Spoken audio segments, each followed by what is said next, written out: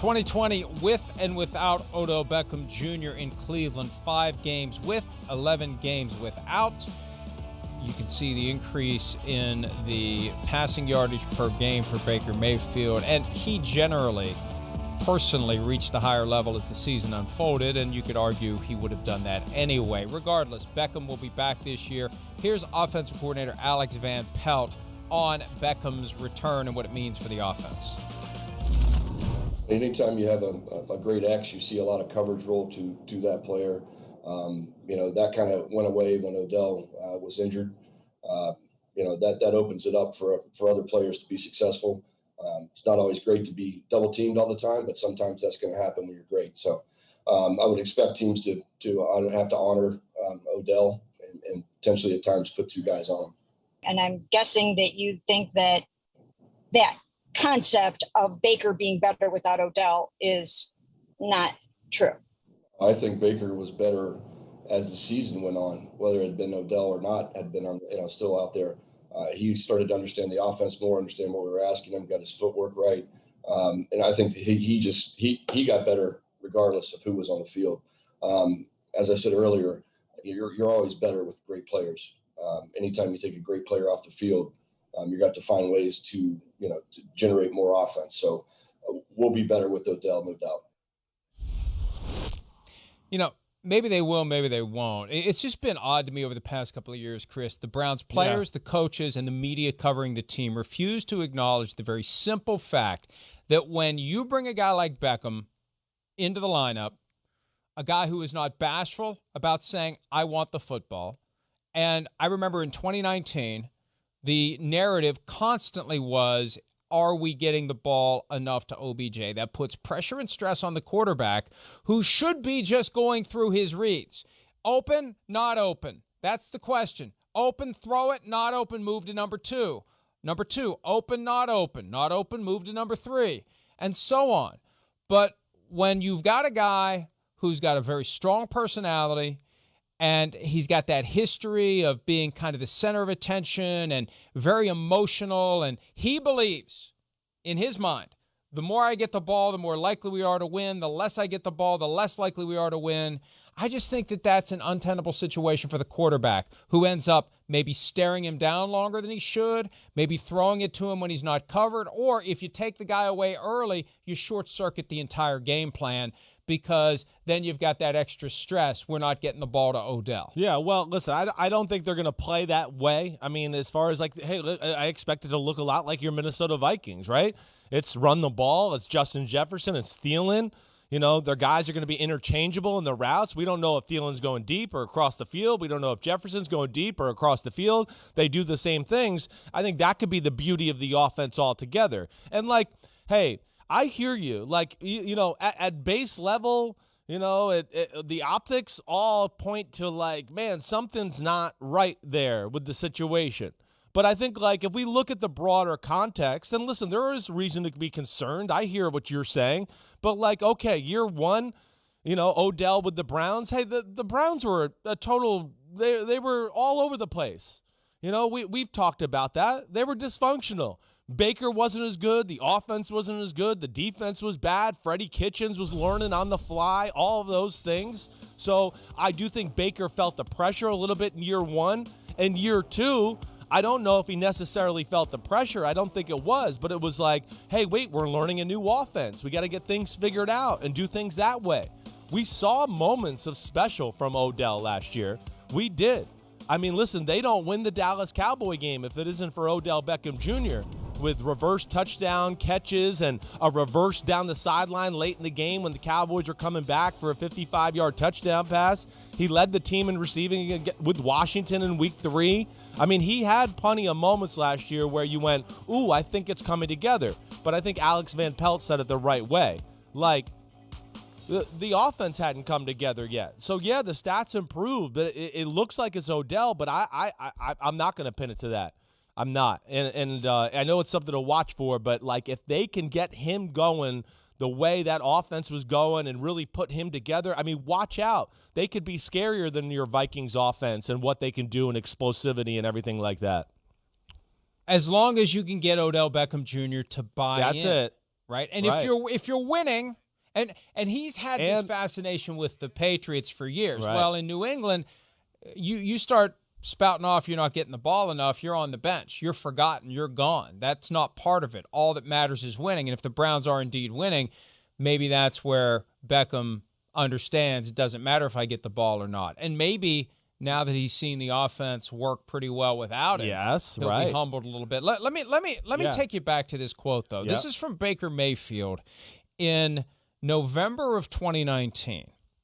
I think people have this picture-perfect thing where it was going to be sunshine and rainbows, and Odell was going to have a whole lot of one-on-ones. It is Odell Beckham. We're going to have double coverage, and we have to find ways to format things to get him the ball and force-feed him early where we can make an impact before we have the perfect look to have a shot play. See, that's all wrong. You don't have to force-feed it to him. Why do you have to force-feed it to him? Now, you can design plays. If you said time and again, there are ways you can design plays to get the ball in the hands of your playmakers without the guy having to run down the field and get open on a pass route. Right. You can do screens. You can do reverses, and they did some of that last year. That was part of the impact he had against the Cowboys. That was a great game. That was his best game in Cleveland. But that's one thing. Get him the ball, but don't force it to him. If they know you're going to throw it to him, they are going to try to take him away, and it is going to short-circuit your entire game plan. So I think there's so many great receivers out there where they're just part of the team, and the ball comes their way when it comes their way. And if it does, great. If it doesn't, great. And you never hear a discussion point about it. The fact that it's been a discussion point for the Browns in and of itself tells me that there has been dysfunction. Now, will it linger into 2021? We'll see. But Odell Beckham Jr. just needs to be a piece of the machine. He cannot be the centerpiece of the offense. He cannot be the guy they have to force feed the ball to. And if it's anything other than that, it's potentially not going to work, Chris. That's what happened in 2019, and they need to get away from that in 2021. And I think they were in the process of it last year. I think that's the big thing, right? Like, I think you're laying it out the right way. I think 100%. Added to the fact that I'll add is, OBJ, I would think, has been humbled a little bit the last 2 years to where he might be even more willing to be, accepting of what you're talking about. Like, hey, I just want to be a piece of the puzzle, want to be a part of a winning team and do my part and do things like that. Part of the pressure was, it's OBJ. We expect star play, stats, highlights, everything. Why is that happening in Cleveland? Baker Mayfield's a flamethrower. Why isn't it happening in Cleveland? Well, the other thing too is like, that quote you read, right? That was from 2019. Am I correct there? Did I hear you say that right? Yes, November. I would think, again, you're not going to hear Baker Mayfield or anything like that come out of Cleveland. That's the old coaching staff's point of view. That's not what this staff is about. They're going to take what's there to be had to like what your point is.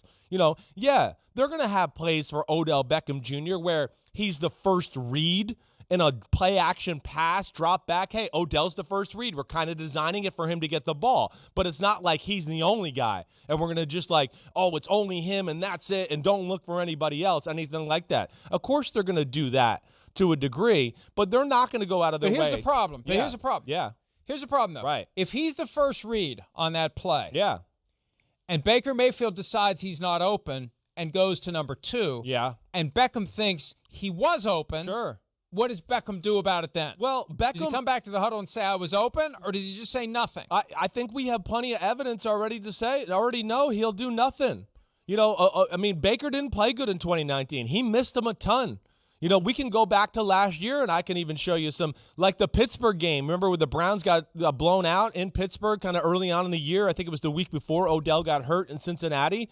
Hey, we can all go back and watch some plays in that game and go, whoa, Odell's open a bunch. Either he didn't throw it to him or he missed him wide open. Odell has handled it like a professional. He has. I know we're all we know it's not like perfect, and we see that he gets frustrated at times, but he's said and done the right things for the most part. And I do think we got to give him a little credit for that. He has not gone diva mode or like we saw with the Giants or anything like that. And I'm hoping between that, the injuries and the struggles, that's where you see the Browns and OBJ just take off this year and kick some butt. And think about it. he did nothing to kind of inject himself into the NFL consciousness. Remember the stuff from